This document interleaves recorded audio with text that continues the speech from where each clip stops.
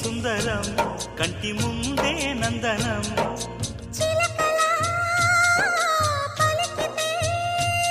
ఉండిపోదా సంబరం గుండె కాదా మందిరం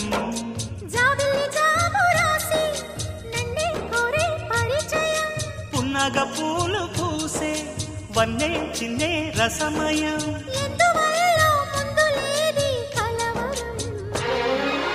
అది పడిన పెదవికేంటి అర్థం